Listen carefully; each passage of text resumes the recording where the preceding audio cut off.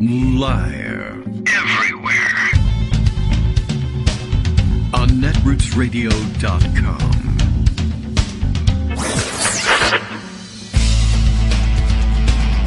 David Waldman. Kagro. In the morning. Now, here's David Waldman. Hey, good morning, everybody. How you doing? It is Tuesday, November 14th, 2023. Just checking as I'm saying it. Yeah, still 2023. Getting to the end, though. About halfway through the month of November. There's no Ides, because there's only 30 days. And I think we learned that much. All right, time to get rolling. It is Tuesday, and it was a weird Monday without Greg Dworkin on hand. But there's still news, as it turns out. And, of course, Joan McCarter will be here at the end of today's show to tell us what Congress isn't getting done at the moment. It is about a little under 4 days, I guess. There's 4 working days left until the next government shutdown deadline on Friday. I guess that comes at midnight into Saturday. So they've got Tuesday, Wednesday, Thursday, Friday to work on something, but no one knows what that something will be. I mean, it's pass all the appropriations bills or come up with some sort of shutdown stopgap thing, but there isn't anything or something. I don't know. We'll check in with Joan to see what the status is. There's a front page story of hers from yesterday that's, still available, teased down here, and whatever these blocks are that they're called. I'm not privy to what they're calling these different blocks of the front page here, but they must have some kind of plan. We just don't know what it is because we don't pay a great deal of attention to Mike Johnson's actual substantive legislative tasks because we just don't think he's able to do them or has any interest in doing them. So, well, I don't know. We'll check in. We know this much. Congress occupied its time with Marjorie Traitor Greene's attempt to impeach Mayorkas, the Secretary of the Homeland Security Department, and that didn't work because it's a dumb thing to do, and he hasn't done anything wrong, and she's also an idiot, and they all found this bright, shiny object of the privileged motion, and now think that they can run the country with it, and are wasting valuable floor time that would otherwise be used to try to avoid the government shutdown with these sorts of stunts. I have something from the Hill on that, but it's sort of cut and dried. I also have Steve Bannon's story from MSNBC about that one. Maybe we'll start with that. But recall what the procedural posture of the issue is. Marjorie Traitor Greene, like we said, has found out that there are certain privileged resolutions that you can offer that hijack the whole system, short circuit everything, and demand floor time, at least for debate, on the motion of any member of Congress. And this has always been true, and it's something that I have said people should be using it to short circuit the proceedings from time to time, or to get past various, institutional roadblocks or even psychological roadblocks, say, with respect to moving an impeachment of George W. Bush, etc., things like that. But, so they've discovered this along with I guess she saw what a star Matt Gaetz made of himself by, not Matt Gertz, he's the good guy, Matt Gaetz, who's the bad guy, the star that he made of himself by moving the motion to vacate the chair, and how he short-circuited everything, and he became a media darling, and she's been on the outs, so she figured, I guess, she'd work her way back in to stardom and leadership by being one of the most aggressive to impeach somebody in the Biden administration. The impeachment motions or the propositions to impeach Biden himself haven't actually gotten anyone anywhere yet, so she figured, as long as I keep using the word, even if people don't know who I'm actually impeaching, it should be fine. And if they ask, why are you impeaching the guy, you just say, the border. And with Republicans, that's enough. So, as Steve Bannon writes it up here, despite GOP leaders' support, he's making a very different point here, House punts on Mayorkas impeachment. So it didn't work. is what happened. Marjorie Traitor Greene was offering a privileged motion directly impeaching Mayorkas, meaning she wasn't asking for hearings about whether or not he ought to be impeached or the collection of evidence or any sort of investigation into what he was doing.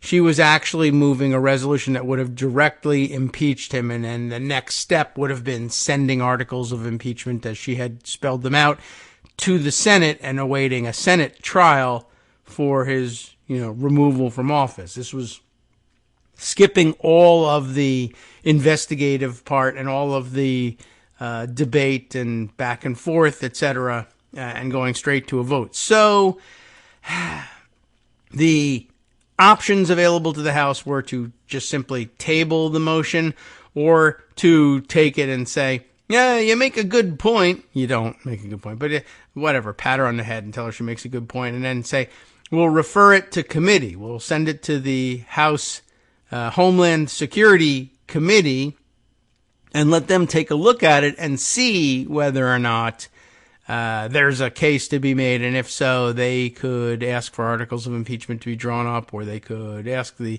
don't know whether they would ask the Judiciary Committee to handle the impeachment portion of it, or whether they would draft articles themselves. They're entitled to do that, but everyone seems to like to run impeachments through the Judiciary Committee because that's where they have traditionally gone, because usually you're only impeaching either judges or the president. It's rare that there are impeachment proceedings against anyone else. It does happen, but it's rare. So the procedure they went with, somebody, I don't even know who actually made the motion to refer it to committee. So as Steve explains in the voting, those who are voting yes, affirmative, aye, whatever they were using to vote, I guess they would be in the full house, so they probably, I think, what do they vote? Aye and no there? I don't know. Anyway, I can't remember which the terms, because it mixes me up all the time. It's supposed to be indicative of whether they're in the House sitting as the House or the House sitting as the Committee of the Whole, whether they're voting by yay, nay, or aye, no, whatever. Anyway, if you're voting affirmatively, you're voting for the motion to refer it to committee. If you're voting no, negatively, you're voting against the motion to refer it to committee and leaving it on the floor for further consideration and a direct vote up or down on whether or not you would impeach. They never got to that, of course. So, despite GOP leaders' support, House punts on Mayorkas impeachment. The far-right effort to impeach Homeland Security Secretary Alejandro Mayorkas didn't work, but an amazing number of Republicans supported the stunt. That's what Steve is focusing on here. The House hasn't yet held any impeachment hearings related to Mayorkas. No one has formally presented credible evidence of the cabinet secretary having committed any high crimes. The idea that lawmakers would proceed with an impeachment vote anyway, making Mayorkas the first cabinet secretary in 147 years to face such a rebuke, is difficult to take seriously. Are we talking about William Belknap here? I mean, probably. Longtime listeners and readers of my own writings, Daily Kos and elsewhere, will probably remember that one. William Belknap, Secretary of War, Grant? No? Okay. And by the way, he's, well, I don't know if that's the one we're referring to, because I guess probably around that time there was probably more than one, but Belknap was, of course, in office and resigned office and was impeached despite having left office. That's the reason I know about him and what makes him interesting to me. Anyway, and yet the House held such a vote roughly 12 hours ago, he said when he published this about 8 a.m., so let's say 13 hours ago, and it nearly worked. As Roll Call reported, the House voted Monday to parry an effort to impeach Homeland Security Alejandro Mayorkas, Secretary, rather, Homeland Security. So he personifies Homeland Security, so that's fine. Following months of criticism, yes, impeachment hearings, no, criticism from conservatives over Biden administration border policies, the 209 to 201 vote, that's pretty close, sent the resolution from Representative Marjorie Traitor Greene To the Homeland Security Committee, Democrats voted uniformly to back the motion to refer the Mayorkas resolution to the committee, along with 8 Republicans. The vote tally might seem counterintuitive. This is his explaining the posture of things. Because this was a vote on whether to table the impeachment resolution. Not really. It was but similar to tabling. They were going to refer it to committee. Those voting nay were the members who supported impeachment. If the entirety of the GOP conference had voted in lockstep, it would have been enough to impeach Mayorkas. Just takes a majority in the House to impeach. But these 8 Republican members voted with the Democratic minority, which I guess is supposed to mean, we learned a month ago in the House Republican speakership circus that working with quote unquote working with Democrats, voting with Democrats was enough to get you thrown out of office, at least thrown out of your party office, if not thrown out of the caucus entirely. We watched that happen with McCarthy. So, if the entirety of the GOP conference had voted in lockstep, they would have been able to impeach, but these 8 voted with the Democrats. Cliff Bentz of Oregon, Ken Buck, there he is, of Colorado, John Duarte of California, Virginia Fox of North Carolina. I always thought of her as something of a hardliner and a wackadoodle myself. Daryl Issa. I can never remember. We resolved this like 10, 15 different times. Issa? Well, anyway, you know who we're talking about. And he too, of course, we all thought was a wacko. He's like, he's a voice of reason in the Republican Party now, as is Virginia Fox. Tom McClintock of California, Patrick McHenry of North Carolina, still, longing to be taken seriously, to be viewed as a statesman, whatever, and Michael Turner of Ohio. Okay, so now 11 Republican members, including House Speaker Mike Johnson, did not vote. Now, the Speaker traditionally does not, unless, it's a very important and symbolic and or makes a difference. But the Speaker typically gives themselves a pass on these things and stays out. So he was lucky. He didn't have to do it himself. But I don't know. Who knows what he would have done was he not Speaker. Wink, he would have voted to impeach. Anyway, so the rest wanted to proceed with impeaching the Homeland Security Secretary, who, it's worth pausing to appreciate, doesn't appear to have done anything wrong. For now, this means the matter will return to the congressional back burner. Maybe, sort of. Mayorkas is not yet in the clear. Representative Mark Green, the Republican chair of the House Homeland Security Committee, has spent much of the year moving in the direction of impeaching the cabinet secretary, but the public shouldn't expect another vote on this for a while. Again, maybe. I mean, the politics of it are, well, you just had a test of it and you lost the test. You should sit back down and shut up for a while. Plus, we have a government shutdown to deal with and a number of other things. But the reality is that any member, including Marjorie Traitor Greene, can bring this again tomorrow and get the same results. And I mean all the way to the same results. They'll probably get the same vote, but they can bring a similar resolution and establish its privilege, or its privilege is a question of, it's not a question of the privileges of the House, but it's a direct proposition to impeach, which by House precedents gets that preferred treatment, and they can do it all over again in 2 days again, and she can keep doing it over and over and over again, which is probably something I should not tell her, but she's not listening to this. She's doing her own YouTubes right now. Anyway, Republican Marjorie Traitor Greene of Georgia, of course, who forced this vote with a privilege resolution, will simply have to wait. She doesn't have to, but she probably will end up waiting while pursuing impeachment crusades against several other members of the Biden administration, all of which can come to the floor just the same way. She just has to risk the ire of her colleagues. But as the dust settles on this misguided skirmish, let's not brush past the fact that the House Republican Conference currently has 221 members, roughly 91% of whom were prepared to go along with this partisan stunt. That should be figured into the question of whether or not we really are going to have to wait a while. Again, Marjorie Traitor Greene could bring one of these resolutions again at any time. Would she risk the ire of her colleagues. Well, ordinarily you'd say, well, yeah, sure, she'll risk the ire of her colleagues. She loves the ire of her colleagues. But remember, she's fallen out of favor. She was kicked out of the Freedom Caucus. It's not clear whether she'll ever regain her status as top lunatic in the House. So she might think this is the path back, or she might think they're just not with me. It didn't work. I need to reassess. But, you know, I guess if you look at it in terms of, well, 91% of the House Republican Caucus conference went along with me, on this thing.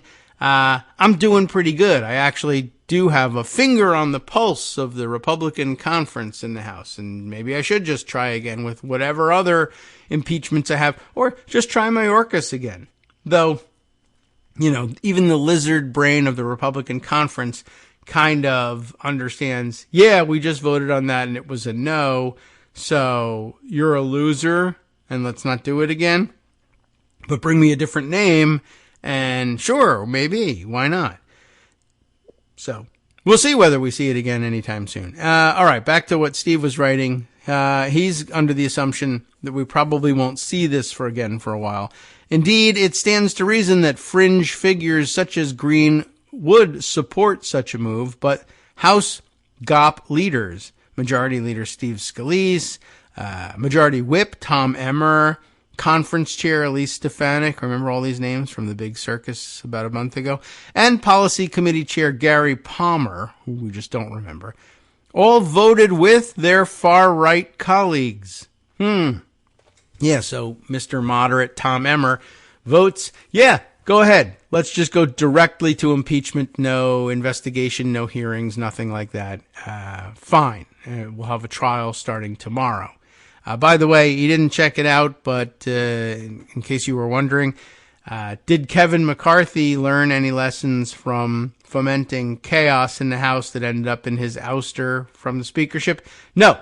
He also voted along with the Republicans to impeach Mayorkas. Can't be seen voting with Democrats again, I guess, because then he won't be allowed to contest in the race for nothing. There's really no reason at all why he couldn't have just voted to be a voice of reason, but they got the number that they needed and everybody else got freebie votes to go ahead and be a wackadoodle.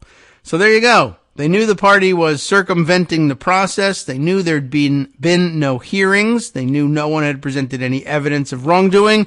They didn't care. The line between Republican leaders and Republican radicals continues to blur to the point of invisibility. So there you go. I think well encapsulated there. Not the most important move or the most important thing going on in Congress, but it is the thing that was going on nonetheless. There were important things to do, and instead of doing them, they did this. And, you know, you could see that happen again any time now, even though Steve Bannon thinks he might have to wait a little while. All right. We'll also, I don't know, I guess we'll talk more in depth about this if this is of interest, maybe, to Joan when she wants to come on. It might be of some interest to her. The Supreme Court, remember them? They have apparently adopted an ethics code, and the New York Times has written about it, and I haven't yet combed through what's going on over at Daily Kos, but I would guess that Joan, if she hasn't written about it already, is thinking about it, or maybe even doing it right now, and or might even come in late to the show because she's so engrossed in writing about it. I mean, I think this would be of major interest to her, probably. All right, let's see. Well, it's not what comes. Oh, you know what? I locked in on one of the story I mentioned to you about averting the shutdown, which is still being promoted on the front page, not what I usually do into all of her diaries to see what the latest may be that she has written. So let me click through just so I can prepare for later. I'll do show homework for you. I'm still doing it. It's due at the end of class, and I'm still doing it right now. Okay. Reliving school days here.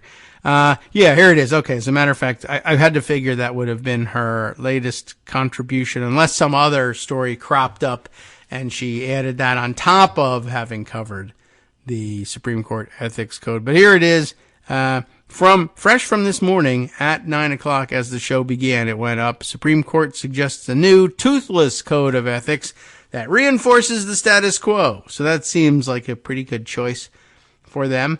Will allow her latitude to review it. I have not read it. I just watched people complain that great. I'm glad they actually felt enough pressure to have to feel like they had to issue such a policy, but it's still unclear. I don't know what you can do with the Supreme Court. Enforcement is going to be a difficult thing, but there you have it. They're saying, all right, we've got a code of ethics, and the complaints, I think, are probably all legit. Well, what if you violate it? Who throws you out? And the answer is, we might not throw anybody out. It might just be we're supposed to all look at that person, look askance at that person, give them side eye until they resign. That's the enforcement mechanism. So, wouldn't surprise me. Obviously because they're not going to, punch a ticket to kick any of them off the court, but also because it is the Supreme Court, and that's the structure of our government, is that there's really not supposed to be anybody who can push the other branches around this way, unless it's already spelled out in the Constitution, and impeachment is the tool that they gave them for it. And they didn't forget how to use impeachment. They're using it every other day in the House of Representatives. All right, let's see. Other things that I wanted to share with you that are prominent stories for today. I don't know if I understand exactly what's going on with this one, but that doesn't mean we can't have a story about it. In fact, we really kind of sort of have to. And we'll borrow from the Washington Post on this, but I guess down in Georgia, where the devil was still looking for souls to steal, he was in a bind. Way behind. Anyway, you get the whole idea. Well, he could have gone shopping at the Fulton County Courthouse, I guess. That would have helped, because it is there where ex-Trump allies have been detailing their efforts to overturn the election in Georgia through their plea videos. And that occupied some attention yesterday afternoon. Amy Gardner and Holly Bailey have written it up for the Washington Post. Their version of the story goes like this. A former attorney for Donald Trump, see if you can guess who it is, has told Georgia prosecutors that a top presidential aide said to her in December of 2020 that the boss, not Bruce Springsteen, but Donald Trump, did not plan to leave the White House, quote, under any circumstances. According to a video obtained by the Washington Post. And of course, like most things, the effort collapsed entirely in the end. I'll refer you back to yesterday's shocking revelation. And it was, and I don't know why it took so long, but it did. That one from Jonathan Karl's new book, which I guess actually went to sales today. Hit the stores, I guess you would say. And it was, what the hell was it? I can't even remember. It was yesterday. How could I be expected to remember? It was the story of, the forged presidential directives being sent to the Pentagon.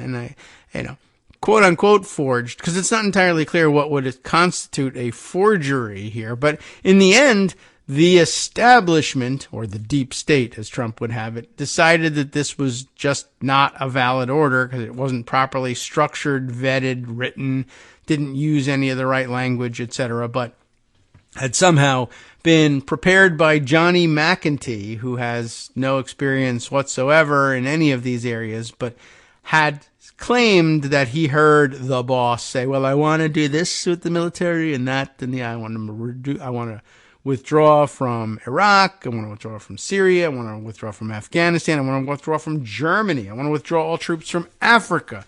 All forward deployments of the United States military, just reverse them. He didn't pluck them out of Korea, but, a number of places. Germany, that's tremendous. And of course, that would have been a shot at undermining NATO, et cetera, et cetera. It would just be crazy. It would be as if, what would happen if Vladimir Putin succeeded in sending a spy to break into the White House and or Pentagon and steal all the war plans and replace them with something you had written yourself, so that when the time came, they crack open the codes and it says, surrender to Russia.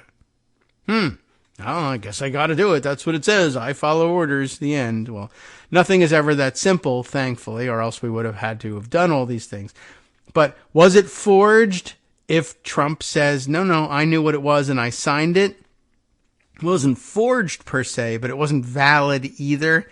Anyway, that was a shocking story.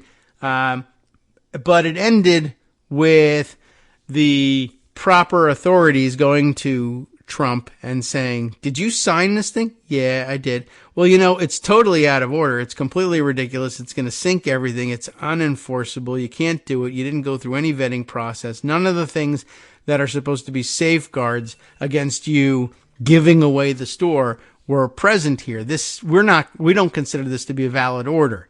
He could have stood up and said, to hell with that. I signed it. I'm the president of the United States. I'm the commander in chief, Constitution, et cetera, and I don't know what they would have done in the face of that. But instead, of course, he was like, I'm bored by everything. I'm powerless. When people actually stand up to me and bully me back, I crumble. That's just fundamentally who I am. Okay, go ahead and consider it null and void. And then I guess the same thing happened here. I will not leave the White House under any circumstances. And we'll read more about what the circumstances were and who was saying what. I will not leave the White House under any circumstances. I'm just going to put my foot down and let them make me leave. The nightmare scenario. And then they were like, know what? You should leave. Oh, yeah, I guess I will. Pack some boxes. Oh, by the way, put that classified material in those boxes. I intend to steal those things. Hi, I'm Scott Anderson, the guy that writes the daily summary for this show, Kagro in the Morning. Thank you to everyone that supports this show. Many of you send donations through PayPal, Patreon, Square Cash, Radio Public, and so on. Some of you write your own essays and send them in, or read articles with your own commentary. We appreciate it. Now, some of you are listening to this and thinking, I'd like to help, but isn't there something I could do that wouldn't require money or effort? Why, yes, there is. You can just like us. On Daily Kos, they call it the recommend button. YouTube has a thumbs up. There are hearts and likes and love buttons. Tap our love button. Tap our love button every day. Share our shows and summaries on Facebook and Twitter, YouTube and iTunes, Stitcher and Amazon. Most of these places allow you to write a review, so a sentence or two would be great. Recommend us to social media, or tell your friends to listen to the show. You aren't just helping us, you're helping them find their new favorite thing to listen to. You could change the world. So thank you in advance from me and everybody else in the world.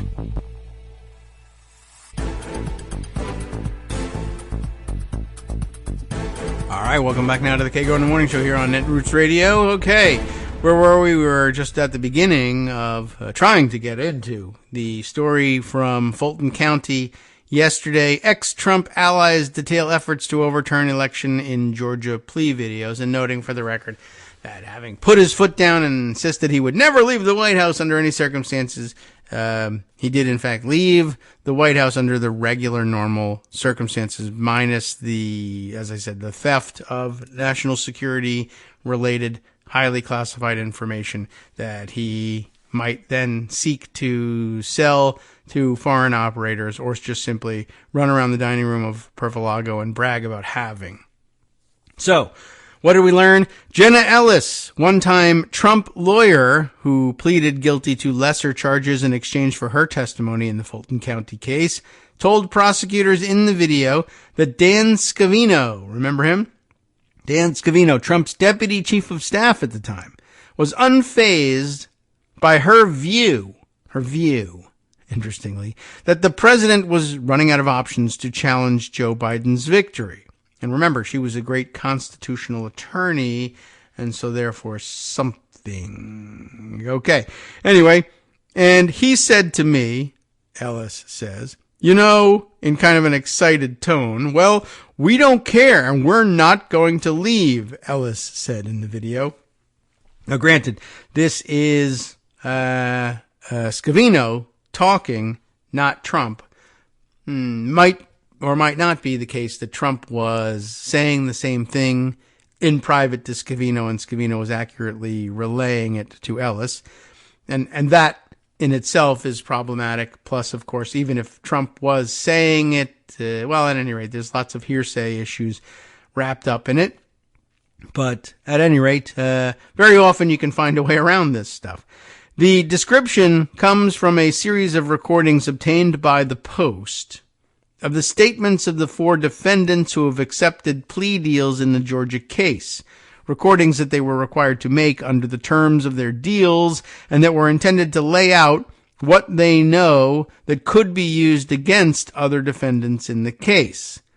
Although some of the recordings were garbled, which I guess suggests one of two things: either that they got, unofficial copies that maybe weren't supposed to necessarily be released to the press, or that they did a bad job recording these things. I mean, you would think that they would say, we need all of these things clarified. There can't be garbled text and questions about what did this person say and what didn't they say. They really do need to clear this up. But some of the recordings apparently garbled portions of the 4 statements that the Post was able to review from Ellis, Cheeseborough, and Sidney Powell, and also Georgia bail bondsman Scott Hall, one of the other ones who pleaded guilty so far, offered many previously undisclosed details about the effort by Trump and his allies to reverse his defeat. And I guess that's what we were hoping to get out of this. Chesborough, I think as we're now calling him, disclosed in his recorded statement that at a previously unreported White House meeting, he briefed Trump on election challenges in Arizona and summarized a memo in which he offered advice on assembling alternate slates of electors in key battlegrounds to cast ballots for Trump despite Biden's victories in those states. I'd like to hear more about that. Chesborough's recollection could provide evidence that Trump was aware of the elector plans, right? You could, even if some of his, if Chesborough offered some description, what did Trump say in that meeting? That could be hearsay, but the fact that the meeting took place is something that he can testify to directly. Who was at the meeting, he can testify to directly. Perhaps not entering into evidence what was said allegedly by others at the meeting, but it does establish that you can admit it for the evidence's ability to establish that Trump had a personal role in the planning of these so-called alternative electors, the forged electoral votes, essentially. So he can no longer, or you have evidence to refute his insistence that he had no involvement in it. And the information can be admitted for that purpose, but you might have to instruct the jury, you're not allowed to take from it evidence about what the president allegedly said at that meeting, because that might be hearsay. But you can understand the fact that it was reported by one of the witnesses that the president was there and spoke to mean that you can reasonably conclude that he had a personal role in all of this stuff. And, that usually, sometimes you blur the lines and you say, well, we're admitting this evidence for a different reason. And everybody knows that they heard what the witness said the president said there. They're being instructed to ignore it. Sometimes it works and sometimes it doesn't. We'll see if it colors their perception of the facts that were allowed in evidence. It's a little trick that prosecutors get to play all the time, and not entirely fair, but they do it. Sometimes it couldn't happen to a nicer guy. Prosecutors repeatedly pressed Powell on why Trump was leaning on her for legal advice. That is always a good question. Why was Trump listening to you at all? And why was he ignoring the counsel of White House attorneys and others who told him that he had lost the election? And the answer is pretty much what you thought it would be. Asked why she thought Trump did that, Powell replied, because we were the only ones willing to support his effort to sustain the White House. I mean, everybody else was telling him to pack up and go. So we were telling him what he wanted to hear, so he listened to us, because he's that kind of guy.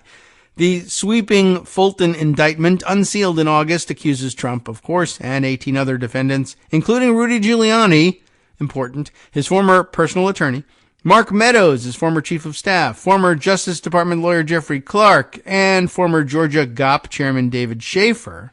It's an interesting inclusion here. Accuses them all of a wide-ranging conspiracy to steal the 2020 election. The charges fall into several buckets, interesting, of alleged criminal behavior. The meeting of the Trump slate of presidential electors in Atlanta. That's a problem. Trump's pressure campaign seeking help from multiple Georgia state officials in reversing his defeat. A second bucket of problems. A breach of election equipment in rural Coffee County, Georgia. Third bucket.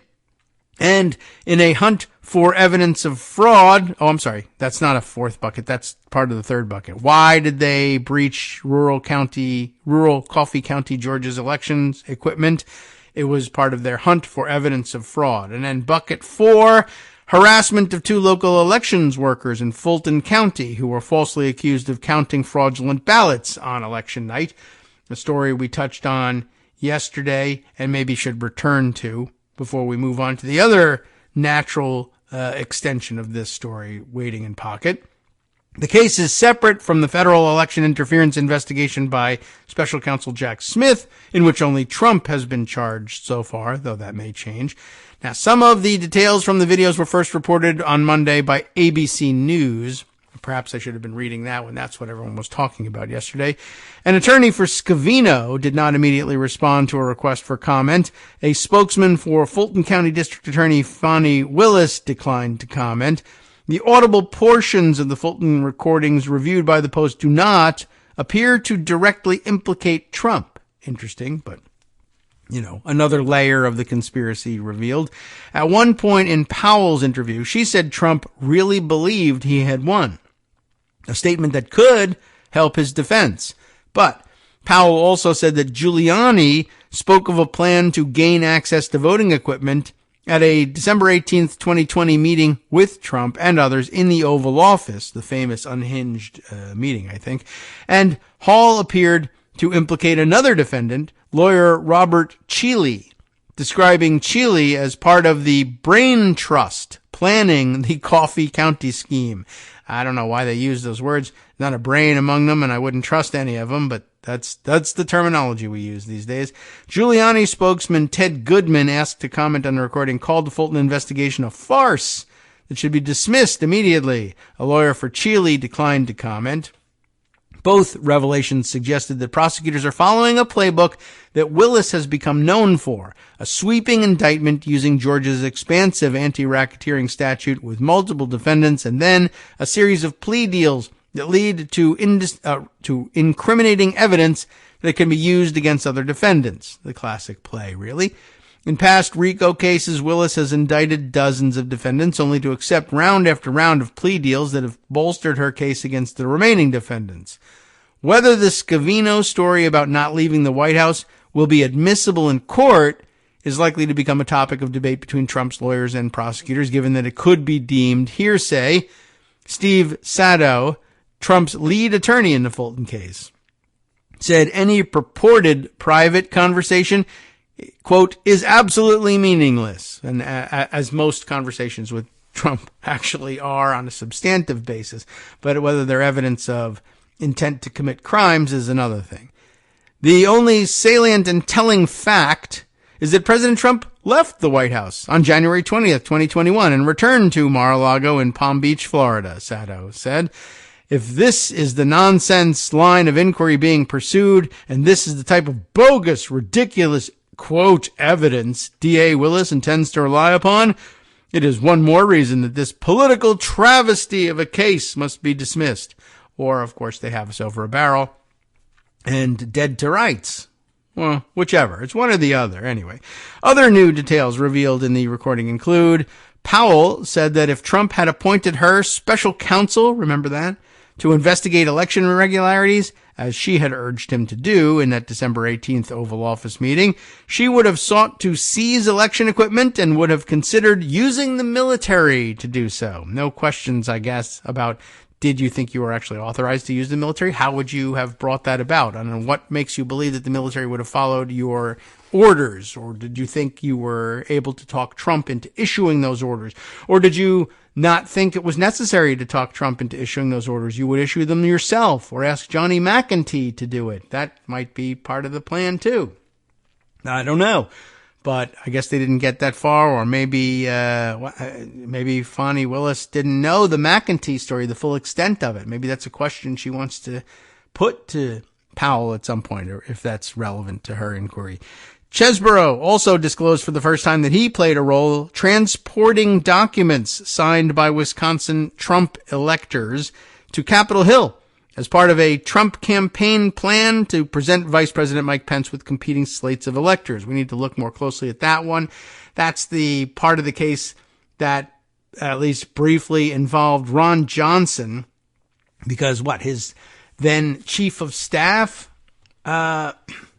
made calls to Pence's chief of staff trying to pass him these forged elector documents. I think that's going to be of some interest too.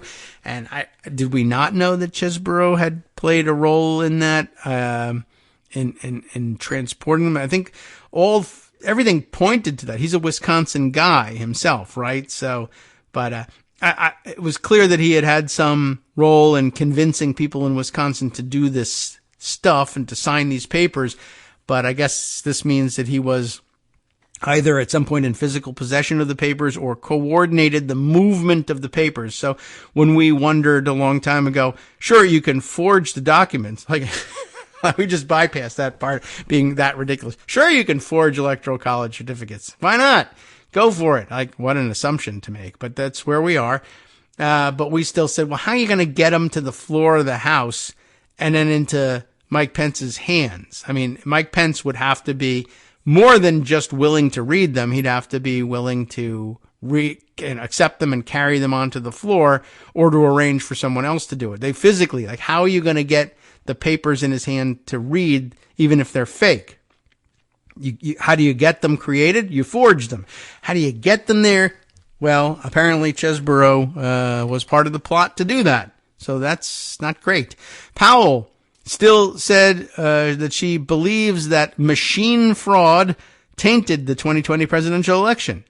And then a quote from her: "I hate to use one of Rudy's phrases, but it doesn't pass the prosecutor's smell test," she said. Powell described a December 21st, 2020 meeting, a couple of days after the big unhinged one. This one sounds just as unhinged, though. This at the White House, though not necessarily in the Oval Office, that included Giuliani and Meadows, during which Giuliani called her, quote, every name in the book, including the B word, which they blank out here, even though I think you can usually get away with saying bitch even on national television. I'm not certain why they blank that one out, unless it's something else that I don't know about, but it also does look like it's 5 letters. Yeah. I mean, I guess there's 4 dashes here, so I don't know what else it could possibly be. There's a lot of other names in the book, by the way. I mean, depending on what book it is. And by the way, that book would be banned by Republicans from any public library, certainly from the schools. So I think there's no evidence that you were called every name in the book. No one can check the book. But okay, another story. Hall claimed that his role in the alleged breach of election equipment in rural Coffee County was simply that of a, quote, political tourist. Oh, everybody's a tourist, right? I broke into the Capitol, smeared feces on the wall, and threatened to murder the Vice President of the United States. But I'm just a political tourist. He says he was a political tourist in rural Coffee County, and that he spent $10,000 of his own money to fly there on January 7th, 2021, which is amazing. And he goes on to say this too, something blanked out here. Where's my censoring horn? He did it purely for and giggles. That's a plural, with an S on the end, for S words, and giggles, which is an odd thing to do. It was always an odd phrasing entirely. Like, to me, like, okay, I just don't put giggles in the same category. Does anybody else do that? Like, you know what? This whole thing is leading, for one thing, to I don't even know what gets you to where you say, well, what's the sort of thing that makes you excrete in this way, such that you would be using the S word? And isn't that funny? And doesn't it make you giggle? I would do it just for giggles. I mean, I think that's a silly little word to be using for something like this, but I'd leave the crap out of it entirely. But you know, I guess if you're talking about being a political tourist and breaking into the Capitol, I mean, somebody took it literally. I'm sure there was some giggling going on too. It's just you can't smear that on the walls and leave it behind as evidence. So anyway, I don't know. But he says he's a political tourist and he spent $10,000 of his own money, which is, I guess, something a tourist would do. But he goes to Coffee County on January 7th. So having witnessed January 6th, the horrors of January 6th, he then says, I need to keep this rolling. I need to get up and get my ass to Coffee County, Georgia, and spend $10,000 getting there. And I didn't even realize that it was that costly to get from one part of Georgia to another, but I guess it is. Or he wanted to go first class or whatever. And so what did he do for, you know, S words and giggles? What a dumb phrase. But I don't know. He broke into the Coffee County elections equipment, and we understand that. But he also complained, interestingly enough, at this late stage, that no one reimbursed him for the charter flight. I guess that's why it cost $10,000. Explaining, pardon my French. He keeps speaking French and asking to be pardoned. But I've been effed through this whole thing. This is some guy, loves his cursing and his French. Hall also revealed a previously undisclosed role in the alleged harassment of Ruby Freeman, a Fulton County election worker who has publicly described having to go into hiding after Giuliani and others falsely accused her of counting phony ballots. Hall said Chile approached him to help locate Freeman, and he surmised that he was tapped because of his skills tracking people down as a bail bondsman. Though she pleaded guilty in the case, Powell continued to maintain her lack of involvement in the Coffee County incident, which seems incredible. She said she opposed the publication of the computer data that was stolen because she understood the sensitivity of the material. Oh well, too late now. The statements appear to have been recorded in a courthouse conference room with the defendants seated at the head of the table and their attorneys and the prosecution gathered around them. In all four cases, the defendants must continue cooperating with prosecutors.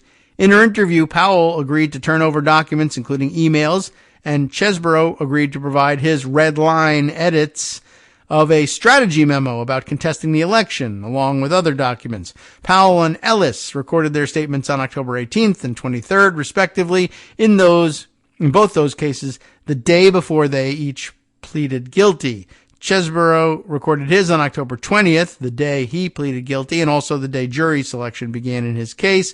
Hall recorded his statement on September 29th, the day he became the first defendant to plead guilty in the Georgia case. The four defendants pleaded guilty to a variety of lesser charges. Ellis pleaded guilty to a felony charge of aiding and abetting false statements and writings. Chesborough pleaded guilty to a felony charge of conspiring to file false documents. Powell and Hall pleaded guilty to 6 misdemeanors and 5 misdemeanors, respectively, involving intentional interference with performance of election duties. All received sentences of probation and fines and were ordered to write letters of apology and testify truthfully in future proceedings. There's more here. Chesborough then describes a really great brainstorm, apparently. In his nearly 3-hour interview with Fulton County prosecutors, Chesborough described the December 16th, 2020 Oval Office meeting he attended with several attorneys involved in the effort to challenge Trump's loss in Wisconsin, who were in town for a congressional hearing and went to the White House for a photo op with the president. Chesborough recalled other Trump advisors being in the room, including Scavino and Meadows. Near the end of the photo op, I had a back and forth with President Trump when the matter of Arizona came up. Chesborough recalled to prosecutors, I briefed him on what my understanding was of what was happening in Arizona. Chesborough said he piped up because he had the most relevant information since he had been in touch with an attorney leading the campaign's challenges in Arizona. Chesborough told prosecutors that Trump asked 4 or 5 questions, and that he summarized for Trump his November 18th, 2020 memo to the campaign, in which he called January 6th the real deadline for settling the state's electoral votes, though it was unclear whether Trump reacted to his analysis.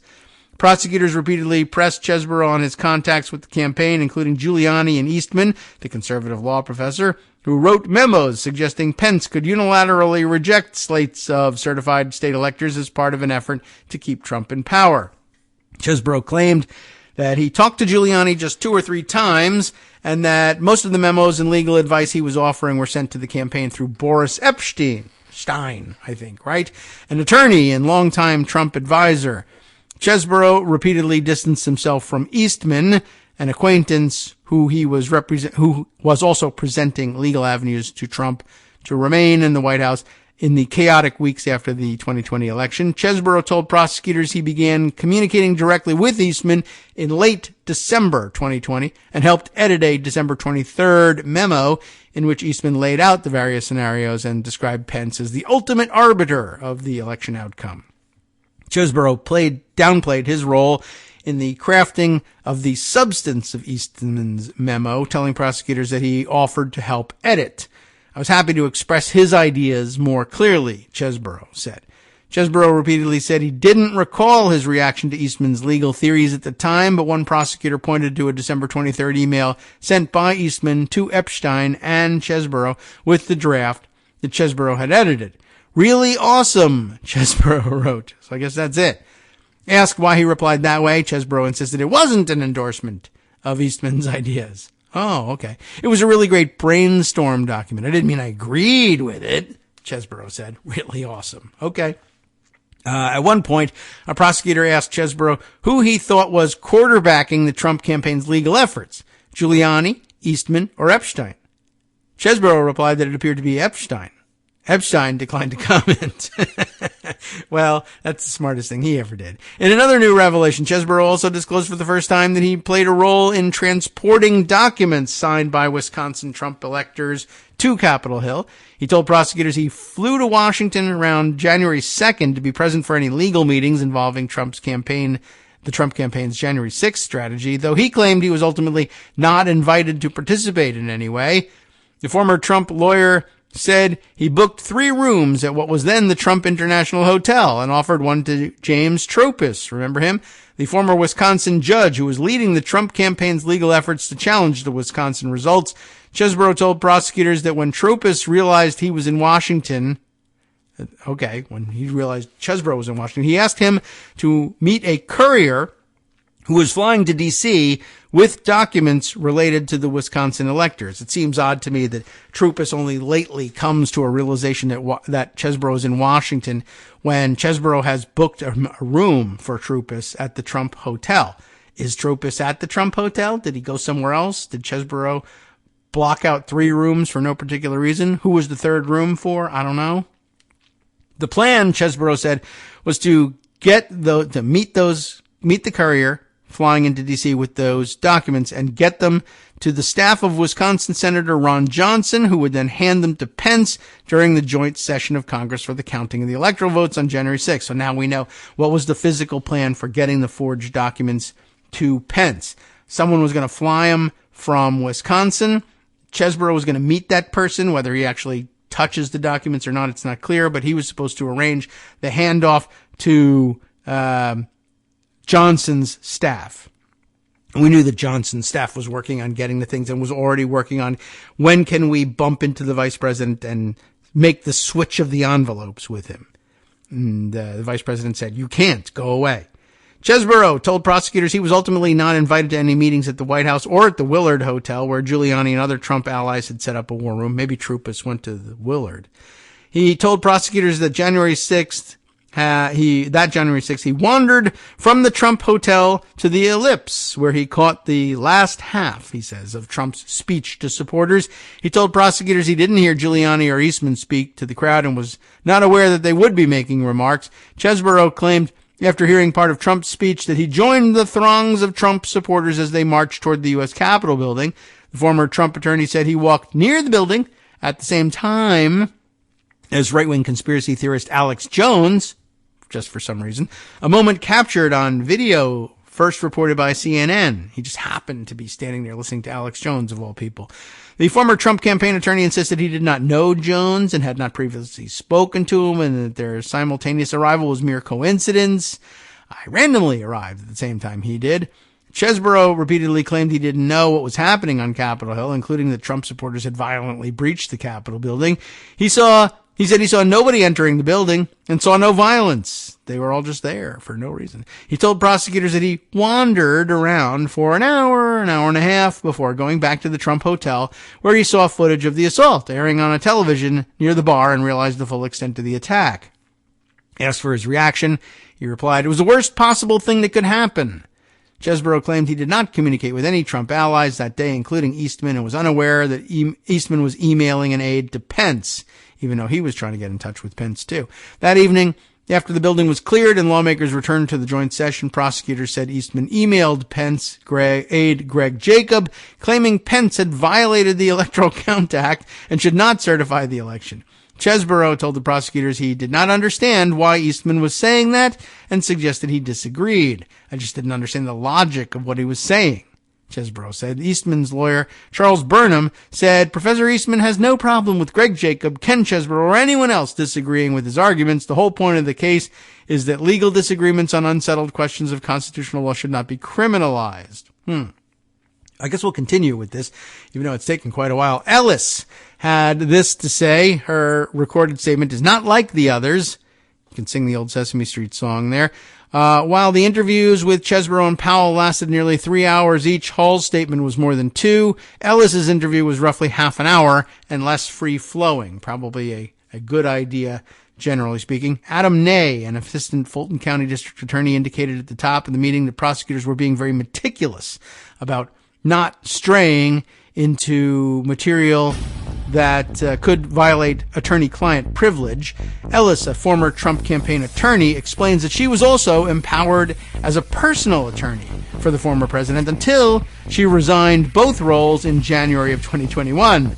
Describing the December 2020 encounter with Scavino, she said they were standing in the hallway near the Blue Room of the White House awaiting Trump's arrival. She recalled apologizing to Scavino that Trump's legal team had so far been unsuccessful in overturning his 2020 election loss. A little more after this.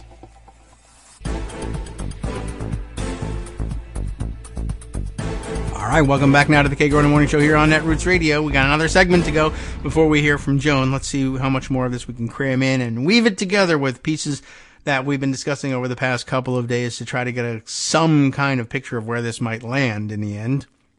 So, we were in Jenna Ellis's less free-flowing testimony. She had just recalled apologizing to Scavino in the hallway near the Blue Room of the White House that they had lost 60 cases in a row.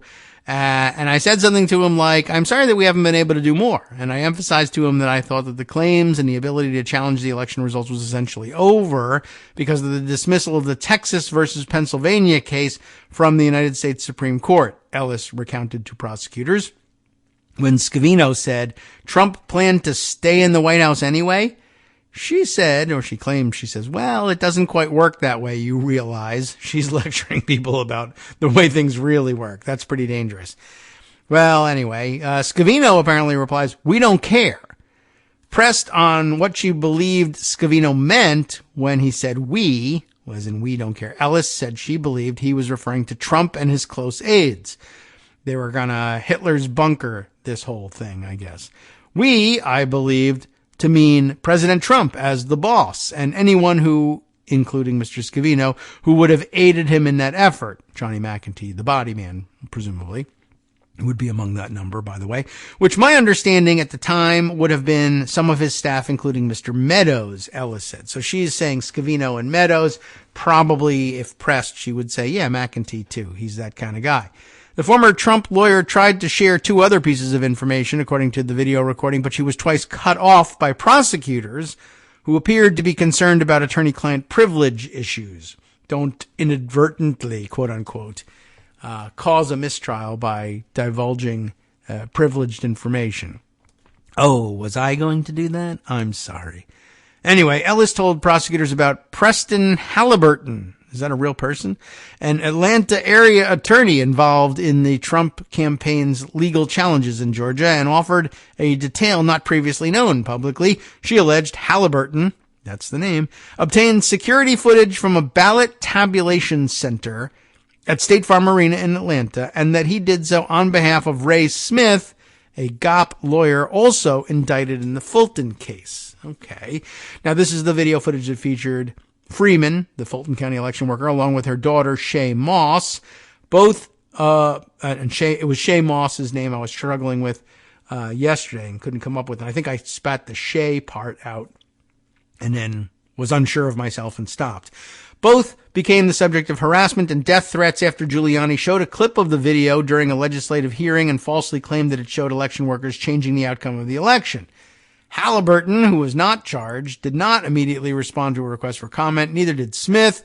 When Ellis was recounting the story of Halliburton, one of the prosecutors abruptly stopped her from sharing what he said to her, citing an abundance of caution about potential attorney-client privilege issues. The former Trump attorney, also told prosecutors that she was asked to join a December 7th, 2020 conference call with Giuliani and two other Trump campaign officials, Mike Roman, also charged in the Georgia case, and Boris Epshteyn, as they talked, quote, legal strategy. You could just quote legal, that one, with several Republicans, although I guess strategy should be scare quoted too, with several Republicans who were slated to serve as Trump electors in Pennsylvania. Ellis said she had not initially been privy to the, quote, fake elector plot and believed it, quote, had been shielded from me specifically, though she did not elaborate on why. Ellis said she became aware of the effort when she was added to a group text chain about the plan that included Giuliani, Epshteyn, Roman, and Eastman. Again, citing concerns about attorney-client privilege, prosecutors asked Ellis not to divulge the substance of the text messages and limited their questioning about the conference call. It was not immediately clear whether it was a different call from the one cited in Trump's federal indictment on election interference. That indictment cited a December 12th phone call between Pennsylvania Trump electors, Giuliani, and other Trump allies who expressed concerns about signing documents, quote, representing themselves as legitimate electors. Remember, Pennsylvania was the place where the Republicans were smart enough to say, we want some sort of protection against this being used against us to file charges of forgery. We want it made clear that we only intend for our signatures and this document to be used in the case that a court upholds its propriety ahead of time. Powell, let's see, there's more about Powell's videotape here. Her video statement begins with a question from prosecutors about a 6-minute phone call that she had with Trump on December 24th, 2020. I don't talk to the president at all, but you're talking to him for 6 minutes, the prosecutor says. Okay, I don't talk to the president at all, but you're talking to him for 6 minutes. Why did you call him on December 24th? Probably to see how he was doing and to say, I'm sorry, Powell replied. Sorry about what? None of our cases were panning out, she continued. We were filing our cert petitions, but it wasn't looking good for anything to happen in his direction. I just don't have any recollection of our conversation that night. Christmas Eve, but no recollection. She added that Trump contacted her repeatedly because he, quote, always wanted to know where things were in terms of finding fraud that would change the results of the election. Powell also acknowledged that she embarked on her role filing suits on Trump's behalf, even though she had never practiced election law before. Did I know anything about election law? No, but I understood fraud from having been a prosecutor for 10 years and knew generally what the fraud suit should be. Powell described in vivid detail the December 18th, 2020 Oval Office meeting at which she sought the appointment as special counsel, though, again, not her area of expertise, but make me special counsel. She recalled calling Meadows the next morning saying, hey, when can I come pick up my badge and my key? And Meadows essentially laughed and said, it's not going to happen. That is kind of funny. Powell told prosecutors she still believes the election machines flipped votes for Biden and believes many past elections have been flipped too. Bush stole Ohio in 2004, she said, but they pressed her on the issue, asking how she can know that after admitting she doesn't personally understand how the machines work. Well, I think you just said they make your eyes roll. one of the prosecutors said. So are you just kind of taking it on faith that they prove what they say they prove? Well, that and some common sense, she said, I guess talking about the people who were claiming all the fraud. Do you just think that you just take it on faith that they could prove what they said? Well, that and some common sense, she replied. I mean, an algorithm essentially works like a thermostat. You kick it in to raise a certain temperature, and then you make it stay within a range to come out the way you want it. Like the temperature is set at 76 degrees. It'll go from 78 down to 74. But it kind of, constantly stays at 76 if they're doing it by injecting a pool of false voters into the voter database. And it's like having an extra deck of cards under the table that you can deal from to, get the hand you want. Okay, I mean, there are things that you can do that would cheat, but you would totally be caught. But what if you could do them? Yeah, what if you, then I guess you would. If you could do them and you did do them, what would be the problem? That would be wrong, but they didn't do those things. But they could have, and I could easily imagine a secret system which totally does everything perfectly, but leaves no trace. I mean, the fact that you can imagine it doesn't mean anything. Did they do it? Anyway, too bad. She lives in crazy world. More than any other of the three defendants, Powell repeatedly left the room to consult with her attorney, Brian Rafferty. Her interview also revealed the unusual nature of some of the connections between defendants. She said she knew Hall from an alligator hunt that they had participated in together. Oh. And she said she initially sought his professional services as a bail bondsman when she was indicted in the Fulton case. I was going to ask him about a bond, but he didn't reply because it turns out he was being arrested as a co-defendant, I guess. And then once I saw my bond conditions, I understood why. Bond conditions for all defendants prohibit them from discussing the case with one another. Powell also was asked about a 20-minute phone call she had with U.S. Representative Marjorie Traitor Greene on the morning of January 6th. I think she woke me up that morning, she said. That she remembers, but talking to the president on Christmas Eve, I don't know. Powell said she couldn't remember all the details of the call. She was at her home in North Carolina, she said, because she didn't think any of it was a good idea, meaning Trump's planned rally. Next up, Hall's videotape was meandering, and on multiple occasions his unwillingness or inability to answer the questions caused his own lawyer, Jeffrey Weiner, to become even more exasperated than the prosecutors. Hall described Cheely as part of the brain trust and himself as a water boy, not a coffee boy. No, because why was he a water boy and not a coffee boy? Because remember, he was accused of organizing the foray into Coffee County. So you don't want to be a coffee boy in this case. Did you break into Coffee County? No, I was just a coffee boy. That's not going to actually help you. I mean, it's not the same thing, but you might as well just switch to water boy at that point. Gatorade boy. All the better. All right. He also said he was just a political tourist who wanted to observe the effort to copy data from the county election office. I was curious. He said, I would be curious, I guess, if I was already there. At one point, Hall recalled gathering with others in Cheely's law office on January 6th, curiously enough, the day before the trip to I keep doing Coffee County. I want to say county coffee like it's Irish. It's Irish Coffee County. That's it. That would be something. Delicious. Prosecutors asked Hall whether he recalled discussing the evidence that was unfolding at the U.S. Capitol that day. I don't have any recollection of conversations about that, Hall replied. Hall's lawyer exploded. Scott, listen, he said. That event was a gigantic, major event in the history of our nation. It involves the Trump campaign, the Trump supporters. This was something that is in everyone's minds forever who watched it. So when you're asked the question and you go, I might have, it could have been. I mean, everybody that I know was glued to the TV and couldn't believe what was happening. How could they not be watching it in Cheely's office? This is Hall's lawyer. That's pretty interesting. Ordinarily, like, why is he so animated? But I understand that it's ridiculous, but ordinarily, if it helps the client to be ridiculous, then you just be ridiculous. So obviously he thinks this is detrimental for him to pretend he doesn't notice this thing. Hall also said Cheely played a role in trying to locate Freeman, the Fulton County election worker, and probably enlisted his help in doing so, given his skill set as a bail bondsman, although he's probably the worst bail bondsman ever. But he claimed not to recall for sure. Bob would probably have called me and said, hey, we're trying to locate this person, Hall said. Gee whiz. All right, well, I'm curious to find out why his lawyer was so animated in insisting that he must have been watching or been aware of events. I mean, it would undermine his credibility. Everyone would say it's impossible to believe that this guy was not aware of what was going on at the White House or at the Capitol. But to what end? Just undermine his credibility? His credibility is undermined already. I don't know. I'm very curious to find out. All right. So with a little bit of time left, I wanted to return to the story we began yesterday because Ruby Freeman and Shay Moss's name came up again.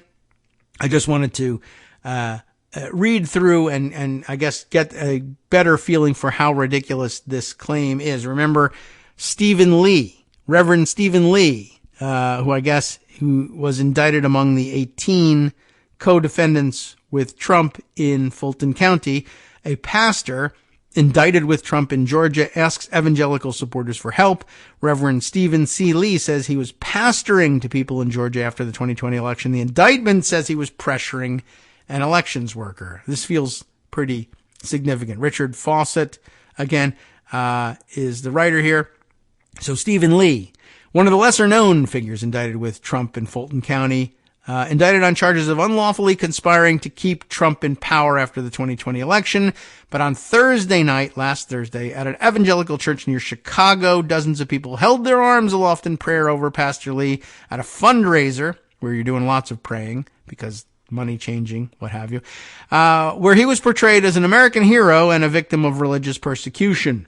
We're going to be talking about the weaponization of government against religion. Gary S. Franchi Jr., a host on a conservative online news channel, declared from the pulpit at Families of Faith Ministries in, Channahon?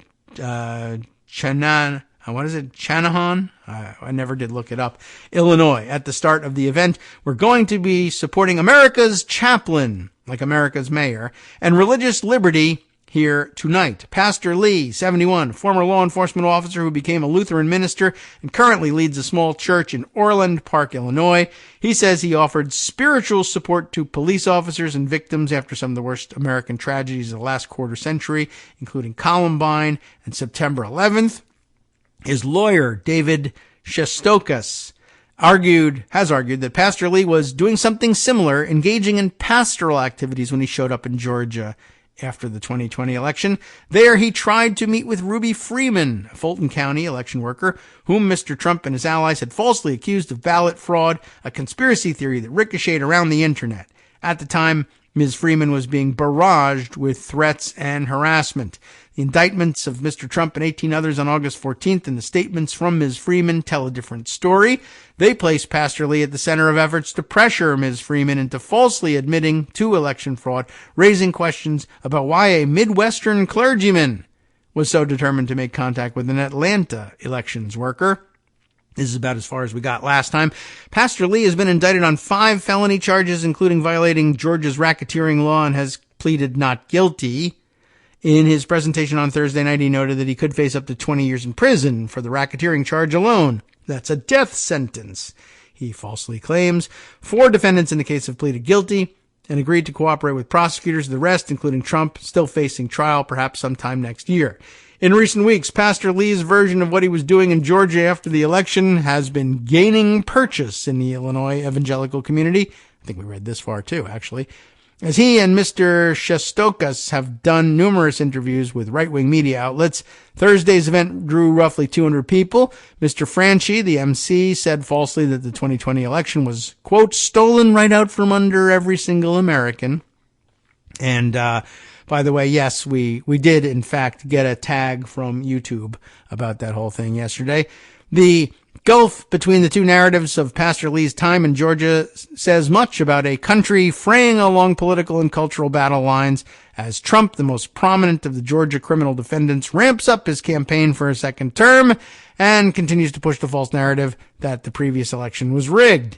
Pastor Lee, in a 2021 speech endorsing a pro-Trump candidate for Congress named Jim Martyr, said that he had largely refrained from getting involved in politics for much of his career, but more recently, he said at the time, something had changed. We're facing the extinction of America.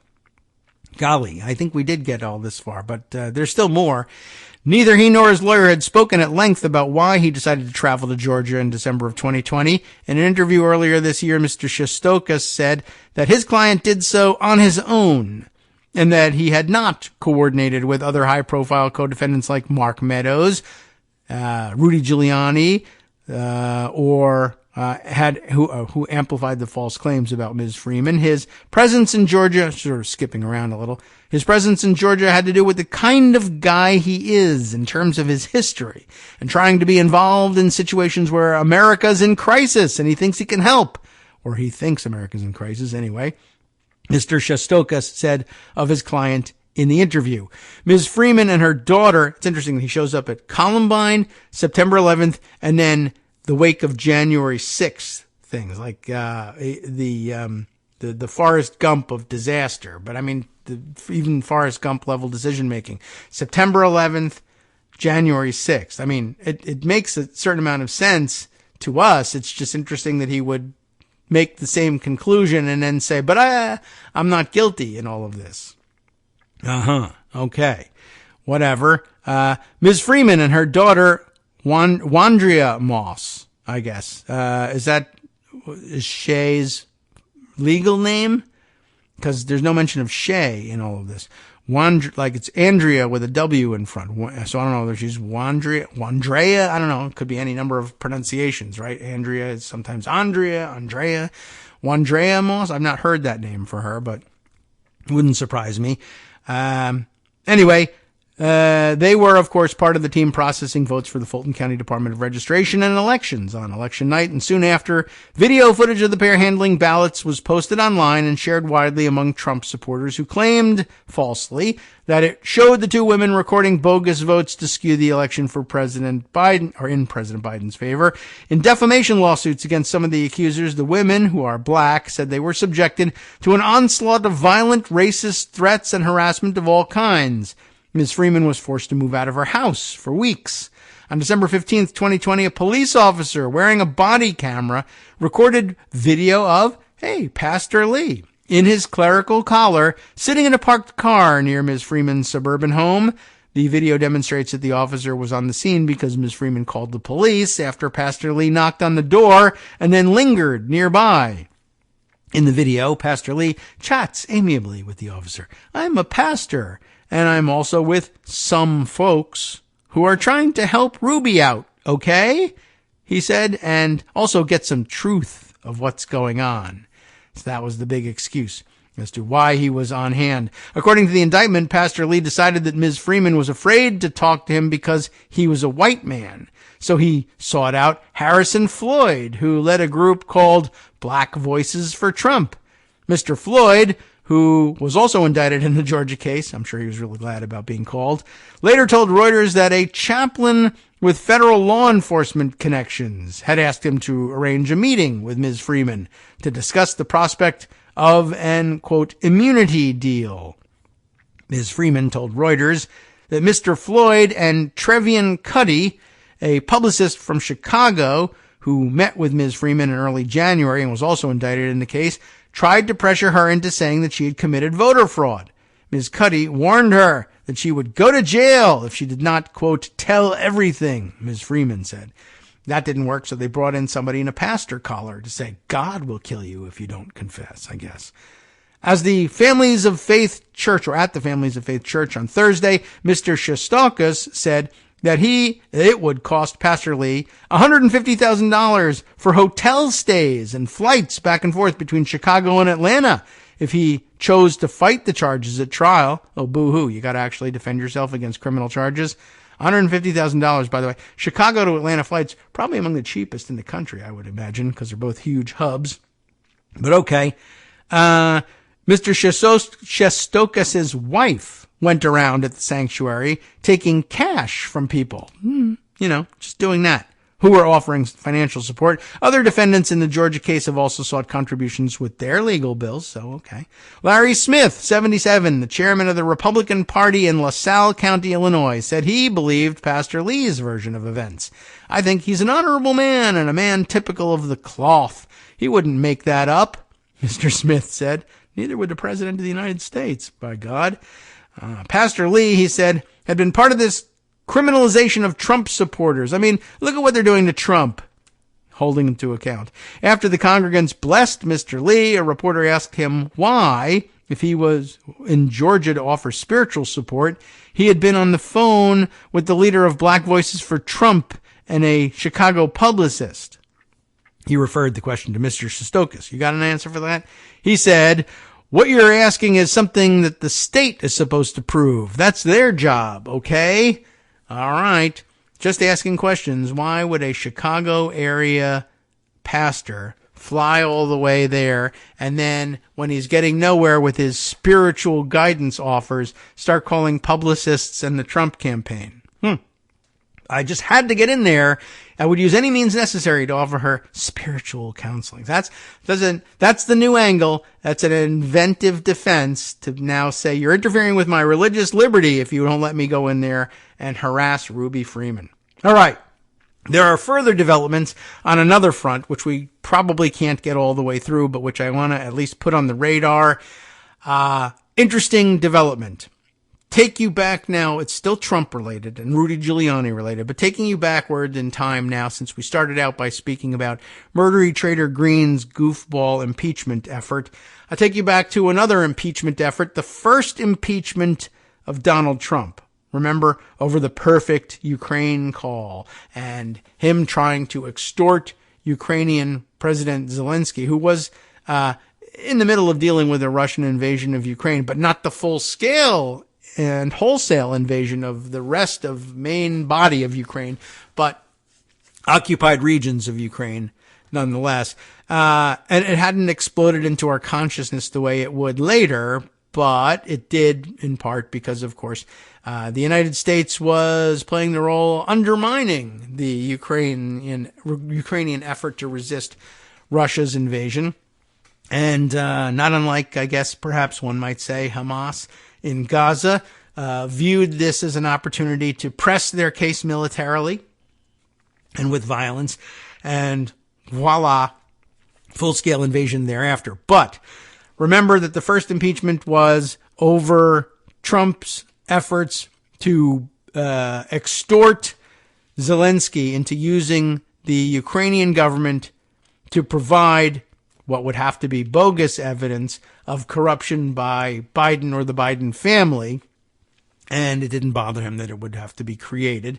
So he was pressuring him to do exactly that. Well, the latest development here, you may remember that as part of the efforts there, Rudy Giuliani made a trip to Ukraine and incredibly, again, brought a camera crew to document it. That's how certain he was that he was doing the right thing. Brought a camera crew to document the gathering of evidence. And he spoke at that point to Ukrainian officials who said they had the information he needed to build the case against the Bidens. And then, as it turns out later on, those Ukrainians were actually acting in the interest of the Russians, because this was at a time when open warfare over the rest of Ukraine hadn't yet broken out, and that the Ukrainian legislature was still in part populated by Russian-favoring ethnic Russians who were nonetheless Ukrainian citizens and occupied a place in the Ukrainian legislature, yet were widely viewed by American intelligence as operating as Russian assets, and that they were the ones who met with Rudy Giuliani and fed him these, probably, it seems now, false stories about the Biden family's supposed involvement in Ukrainian business and the firing of the Ukrainian prosecutor, et cetera, et cetera. Well, so all of that, of course, did not reflect very well on Rudy Giuliani, but he hasn't paid an extensive price for it just yet. And everybody in the Trump orbit was convinced to dismiss the whole thing when Trump cried, Russia, Russia, Russia, all of it's a fraud and a hoax, et cetera, et cetera. Well, as it turns out, in Ukraine, while they're busy fighting a war against Russia and dealing with the consequences of that, they have taken the time to do this, and I guess to notify us through the news media, that the people that Rudy met with when he was in Ukraine have now been charged with a crime. And in particular, that crime is actually known there in Ukraine as treason. So that's pretty interesting, just meeting with a few traitors to Ukraine in the middle of their war. And remember, it had already started. Ukraine charges Rudy Giuliani's top local ally with Moscow-linked treason. Not just regular treason, Moscow-linked treason, reports Politico Europe. That is to say, Politico.eu. Ukraine's security service says that the member of parliament that he met with was undermining Kyiv-Washington relations under Russian military intelligence orders. Who are we talking about? Alexander Dubinsky. Do you remember the name? That's who he was meeting with. Guess he's a traitor. Hi, everybody. It's me, David Waldman. Yes, the same guy who interrupts you all the time. Interrupting you one more time just to tell you again, another reminder that your contributions are what keep this show on the air, and patreon.com, Patreon.com, is still among the easiest ways to make the sustaining subscription donations that keep us afloat. Are you ready for the pep talk about how our Patreon campaign is still going strong and growing? Well, too bad. Yeah, the plain fact is we actually are headed in the wrong direction, and whereas we once had about 175 monthly patrons, we're now actually down below 150. Time to recruit some more. Not exactly the kind of news I wanted to share, but there it is. For those of you in a position to support the show, Patreon.com does make it easy to make those secure, recurring monthly contributions to do so. Patreon.com/KagroX gets you straight to our donation page. We've been through a lot together. The worst of the pandemic, we hope. The worst of the insurrection, we hope. So go ahead and treat yourself. You don't need an excuse. Give yourself the gift of a little something you enjoy in life. Support the show. And of course, if you happen to prefer using PayPal or even the Square Cash app, we're up and running on those options too. So thanks again, everyone, for all your support.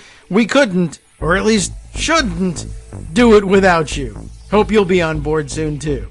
Thanks for all your support.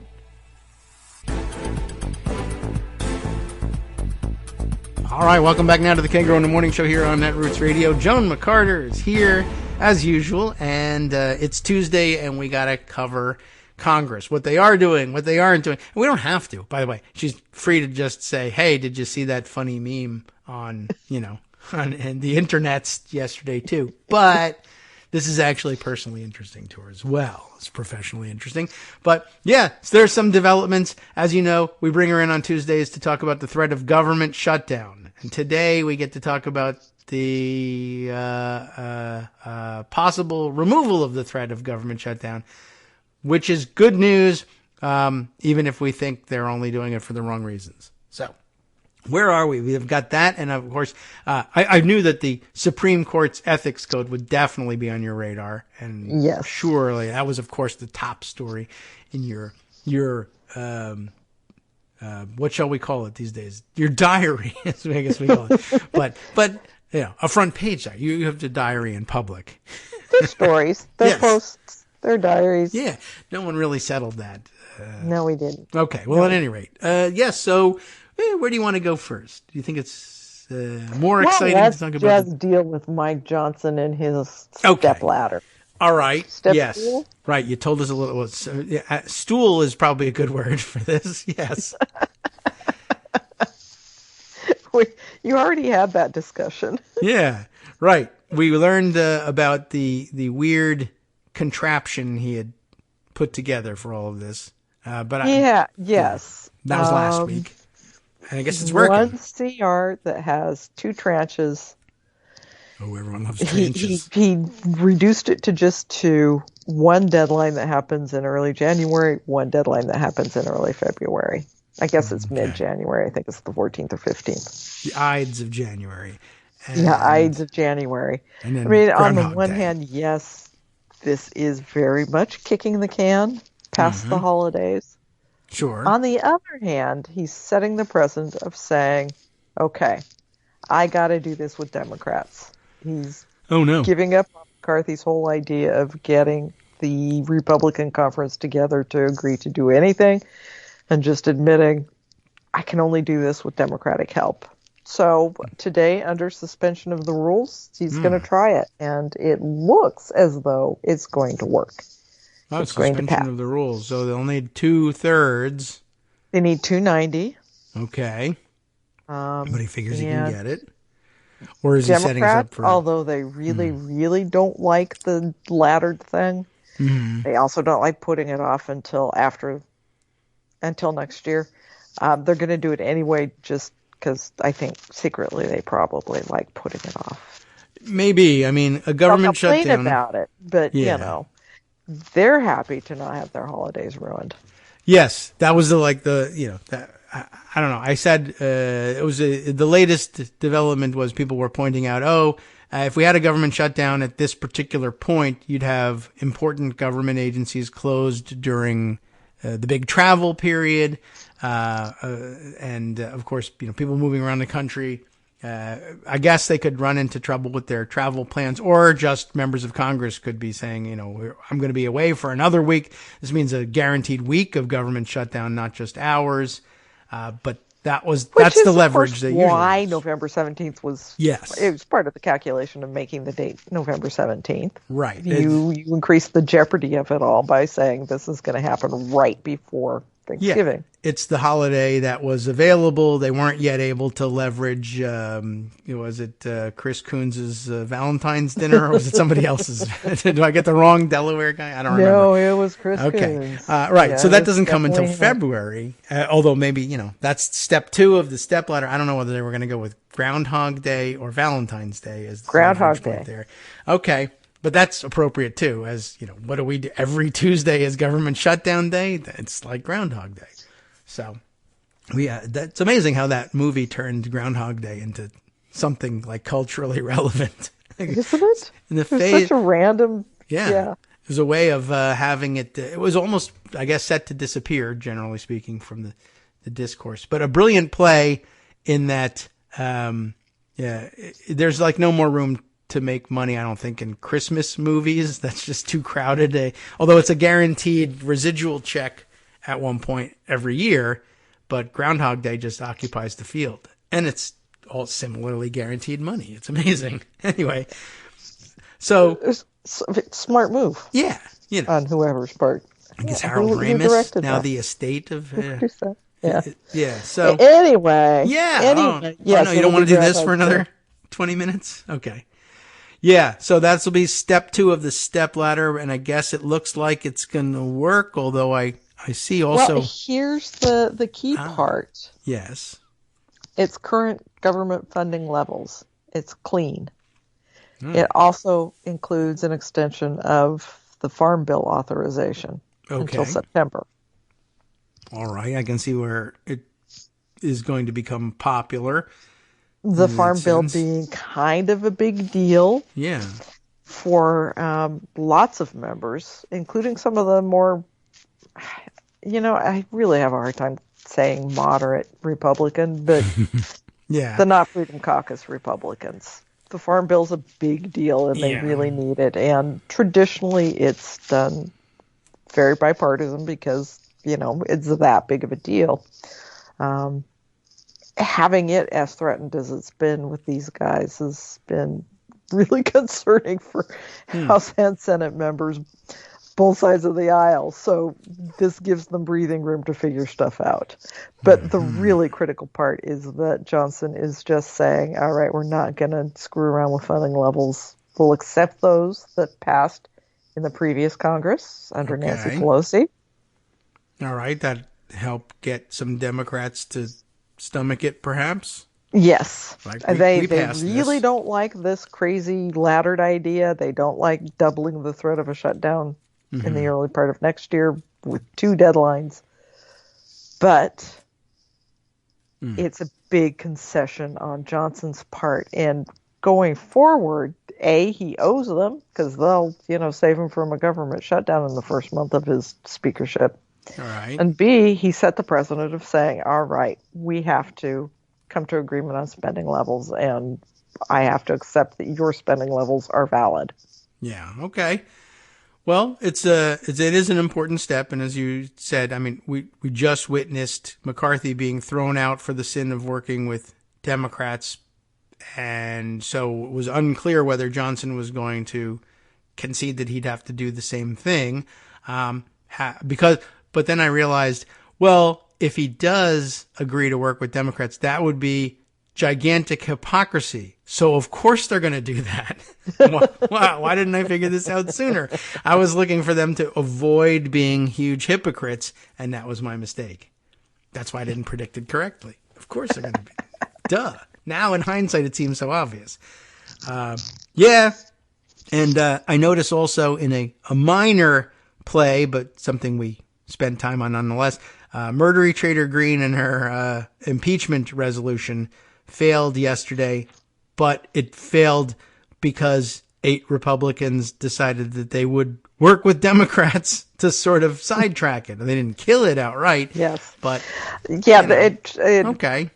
They intended to try to kill it outright. They wanted to table it in their first effort, Democrats did. But then decided, we can get 8 Republicans or however many Republicans if we say put it back in the committee that's supposedly already investigating and already working on this. And it worked. Good. Okay. I mean. And sent Marjorie into her usual rage state. So I don't know how many more provisional resolutions she's going to come up with in the next 3 days. Yeah. I can't tell whether this is things up, but the end of it or many. Okay. One prediction was, well, that'll be the end of that for a while. Whereas my feeling was maybe it'll be the first of 18 instead. Yeah. So, yeah. Okay. I mean, they do know that you can do this at any time, and they could bring the same one back. She doesn't have to switch topics either. But I think that she thinks she does, so just as well. But maybe she'll just impeach somebody or move to impeach somebody else. But it did require, cooperation. And as I leaned on Steve Bannon's article to point out, yes, there were 8 Republicans who helped sidetrack the thing, but that also meant that 91% of the Republican conference was still voting to impeach on the basis of nothing. Not only the lack of a crime, but the lack of any process, too. And every time they boo-hoo about there was no due process for a Trump impeachment. So, of course, they threatened at the time, well, we'll do something without due process to you. But this is the result, nothing. So I guess that's not really such a great threat after all. But just in case you were wondering, Kevin McCarthy didn't learn anything and voted to go ahead with the impeachment. So. Of course he did. He's nowhere. So, well, all right. So we will probably get a deal in place to keep the government operating for Thanksgiving. That's good news. And Christmas. And yes. And right. Hanukkah. Right. And Kwanzaa. Throw that in there. All of the others. It may even operate. And then we'll have 2 tiers to get through before Ramadan. Just make sure everybody's included. There you go. There's still a possibility we'll be government shutdown for Ramadan. That's sad. Always a possibility. Okay. But no, it is kind of a big deal, and I can see why Democrats decided, all right, we'll give him the benefit of the doubt now. Mm-hmm. It's going to be hard for him to then come back next year and say, all right, we have to slash everything by 30%. Yeah. Having done this. True. You at least once just said go ahead, and it's almost, by the time it comes around again, it's almost, well, it is the next budget season. I mean, you haven't finished the first one, but okay, right? But the second one's coming. Which is, also part of the problem. For the Senate really wanted this done before Christmas. Really wanted it done before the end of the year, so that you could start next year again in the actual new budget process for 2025. Which is going to be awful. Yes. It being an election year. It's doubtless. It's going to be awful. maybe a little less awful without Kevin McCarthy.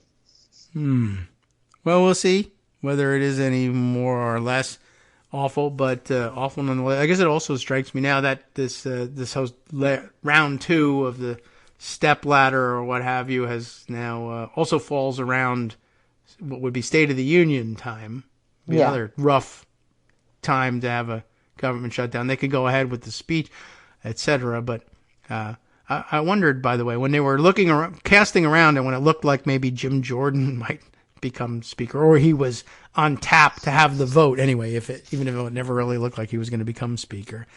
I did wonder whether he was going to realize, like the rest of the weirdo Republicans, not only can you do these weird privileged motions, but the speaker doesn't have to invite the president or allow the president to use the chamber for his State of the Union address. And I wondered whether they would start demanding, no, kick him out, make him do it elsewhere, which, probably actually would have been a PR triumph as he decides to give the State of the Union address from the steps of the Lincoln Memorial or something like that. I can't believe it. I like that idea. Just keep it in your pocket in case they ban you. So it's a little cold out too, but I guess they probably have access to heaters. Anyway, yeah. So that's not happening just yet. Don't worry about that. But what is happening is, well, what they said happened was a Supreme Court's code of ethics. Did it happen? Is the question, I guess. If a code of ethics falls in the forest and no one obeys it. Not so much. No? Not so much. Okay. Have you read it yet? I haven't. I took a look at it and I said, well, it looks like they borrowed it. I mean, it's all not an AI creation, but okay. Which means it was never hard to have one. No. Everyone was encouraging them to borrow one. What was the big deal if you were just going to crib from the existing one? They did make some significant changes, however. So I don't know what the changes are. You do. They're subtle, but they're definitely there. It's the judicious use of knowingly inserted into certain places, and some shalls reduced to shoulds. Okay, that does that, sound... and there's no enforcement mechanism. Yeah, right. The issue was, I mean, the reason they never bothered with it at all was there can't be one, or it'd be very difficult to imagine how it would work. The preface, gave it all away. Oh. Wow. The first paragraph before the whole thing starts, before the code starts in, where they say, for the most part, these rules and principles are not new. The court has long had the equivalent of common law ethics rules, which I don't think is really a thing.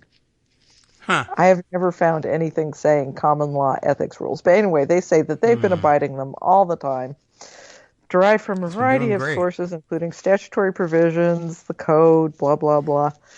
The absence of a code, however, has led in recent years to the misunderstanding that the justices of the court, unlike all other jurists in this country, regard themselves as unrestricted by any ethics rules. Well, is the misunderstanding... The misunderstanding on the part of the public. You didn't understand the provenance of that $250,000 RV and the multi-million-dollar trips around the world on a yacht. I can see how you would misunderstand it, though, if they were doing these things, which they were. But so here's them saying, we don't really have to do this. We're already doing this, and fine. Here you go. I guess so. We don't have to do this. Yeah, I mean, a lot of people, of course, half jokingly did see this thing and say, well, okay, I heard there was a ethics code. Is it retroactive? And in a sense, they're saying it is. We've been abiding by this the whole time, and yet also going on trips and accepting giant gifts, which doesn't bode well for, how effective the code is going to be going forward. But also, it also concedes, given that we're the ultimate arbiters of whether or not we've actually broken the code, there's nothing you can really do about it. I mean, you could have written a fantastic code from scratch that looks really rigid. But if you're the ones that are if you're refereeing, if you're judging your own case, you're probably going to get away with almost anything. Yeah, which is what they set out to do in this code. It really is. It's pretty ridiculous. And, the good news is nobody was fooled by it, including Dick Durbin, who went onto the floor and said, yeah, not so much. Mm-hmm. Thank you for taking the step of acknowledging that you needed to take this public step. Yeah. Now let's work on this a little bit. Yeah, right. True. I mean, I guess there's still the opportunity to say, well, a more biting ethics code would be one that somebody else says they're going to, who has the removal power, let's say, is going to enforce against you. Though it would still, require a 2/3 vote to convict and remove a Supreme Court justice. It would mean something different if it was Congress saying, these are the standards by which we would consider actually kicking you off the court. Mm-hmm. But since they'll never reach that threshold. And this is the body that's going to review your actions. Right. Or your lack of actions, in which case, True. Recusals. Yeah, that's right. I mean, under threat of impeachment, it's one thing for the court to have its own rules, but if there's no process by which anything even comes under review, although I guess they could invent such a process, and claim, all right, well, we have a body. I don't know who would serve on it, but they could come up with somebody who's reviewing justice. Oh, I don't know. Let's say Clarence Thomas's alleged infractions of the code, but they're not going. I mean, unless they're going to say, and we're forcing him. We're going to lock the doors and not let him in. I don't know what stops him from coming in and continuing to serve, even under investigation of any sort. But there's no indication in here of any rules like that. No rules like that. Okay. In fact, they say in their commentary, these canons are broadly worded general principles informing conduct rather than specific rules requiring no exercise of judgment or discretion. So it's all the judgment or discretion of the justices, they're telling us. But, after all, they are the Supreme Court. Yeah. They don't have to abide by the same rules as everybody else. Right. They might say they were or aspire to do as much, but yeah, it's a pretty good lesson and a reminder to everybody of what it means to be on the Supreme Court. And it might actually help focus the concerns and remind everybody that they can do things like, if they can do that with the ethics code, I don't think this actually violates it, and reminds you that that's all their job really ever is. I don't think this tax code says so and so is guilty. I don't think this. There's the thing that really struck me was how many times they used knowingly. As in, a justice should neither knowingly lend the prestige of judicial offices to advance the private interests of the justice or others, nor knowingly convey or permit others to convey the impression that they are in a special position to influence the justice. Okay. Well, I had no way of knowing that by making friends with Leonard Leo and Harlan Crow, I was going to be put into the path of the Koch brothers or all of these big fundraisers or, I had no way of knowing they were using me. All right. With their rich friends. No one to provide proved it to access to the court. I didn't know when I walked into that room I was going to be the star attraction. So, I'm clear. Yeah. Right. I accidentally reserved the courtroom for the Horatio Alger Society. Right. I thought I was ordering lunch. They had me sign a piece of paper. I didn't read it. You know how it is with judges. And we just signed the things and have no input into it. A clerk brought it to me. They wrote it. AI wrote it. I don't know. And I signed it, and all of a sudden, I actually used the courtroom itself for a fundraiser for a private club of weirdo billionaires. Weird. But I didn't knowingly do it. I didn't do it on purpose. Yeah, and they told me it was a surprise birthday party, so I showed up, and it was something different. boy, was I surprised. That's not knowingly. Didn't you see the part where I said surprise? No? Okay. So that's it, right? And now they should just start every session of the court instead of with the oh yay garbage. They'll just go, surprise! You guys didn't know why you were here. And then you're off the hook for everything. It really, really does come across much more as a justification of all of their actions than it's any hard kind to believe of anything else. constriction on their actions. But, once again, there is good news in that they know that they've got a problem. Yes, and that's all you can get with them.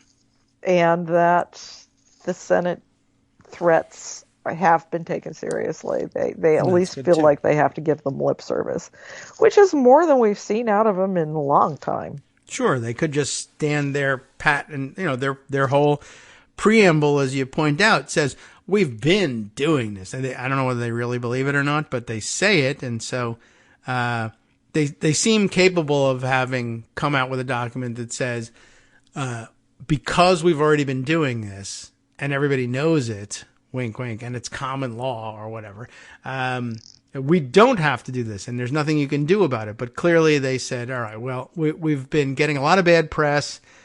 The chief feels it, and it's important because occasionally when he feels kind of bad press and pressure, he does wacky things like side with liberals occasionally and save certain civil rights in this country.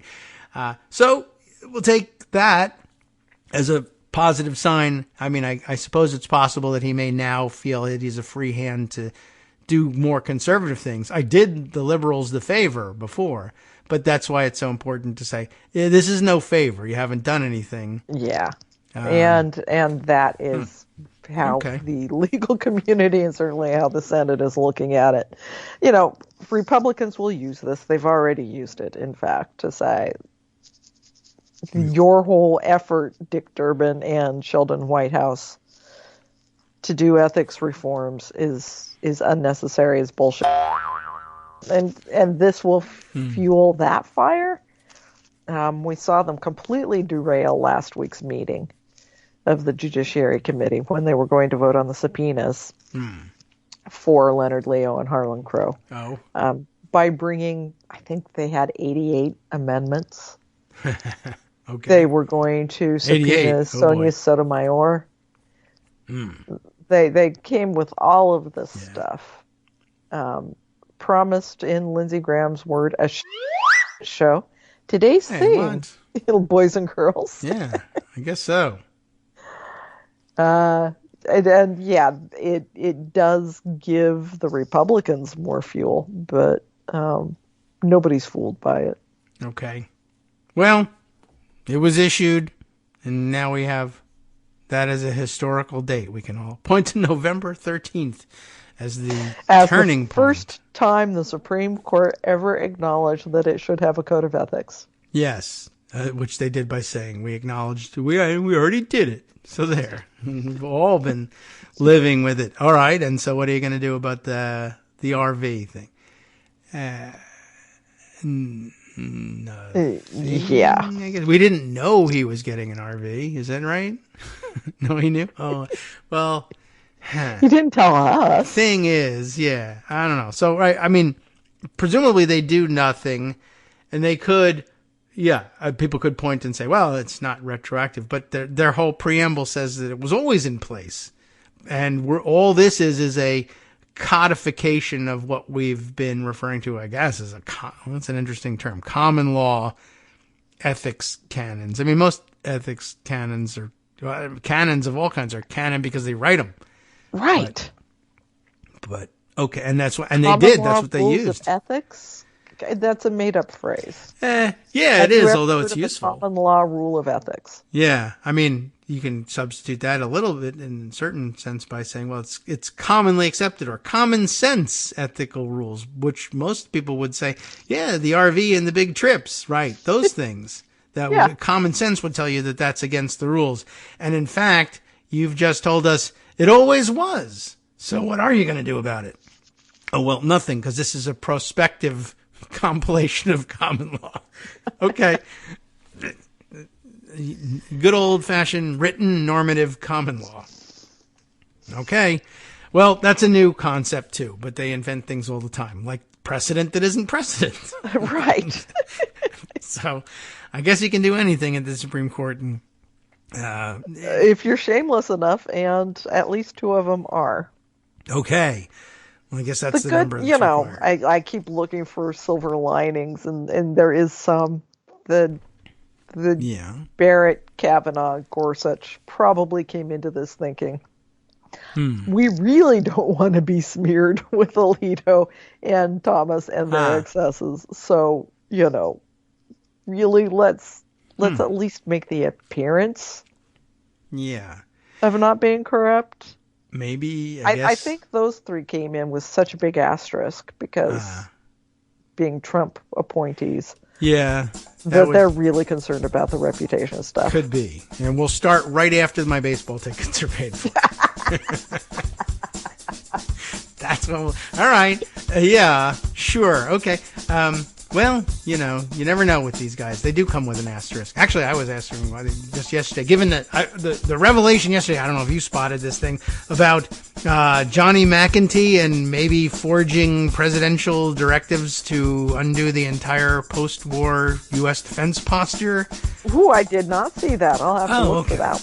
Well, it did make me wonder where, once again, people were saying, well, did the president... He didn't write this. Did he even sign it? Did you write this and then use the auto pen on it? That was like General Milley actually asking whether that was the case. And it's like, it made me think of all the other things. Like, well, I don't know. Did Trump nominate Gorsuch and Barrett and Kavanaugh, or did Leonard Leo and an auto pen do it? Yeah. Not really sure. Not sure whether it makes a difference or not, but okay. Well, I'll share that story with you. It's in Jonathan Karl's new book, and it is cuckoo, just like your clock says. The bell is tolling. Yeah. So, yeah, it tolls for me at this point. We had to sign off. But thank you for coming by. And we'll be, I guess, on the other side of the shutdown mirror if it all works next time. We can just look forward to January. Okay. Very good. Thanks again. Take care. Bye-bye. You have been listening to Kagro in the Morning with David Waldman. All right, you know what that sound means? Well, that actually sounds means that she's left. But the rest of the sounds, the background sounds, means it's time to listen to Justice Putnam with the West Coast Cookbook and Speakeasy right up next here on Netroots Radio. He'll be taking it in a slightly different direction, but examining, of course, the ethics code formed and promulgated yesterday. Okay, how do I turn this thing off again? Oh, yes, right. See you tomorrow.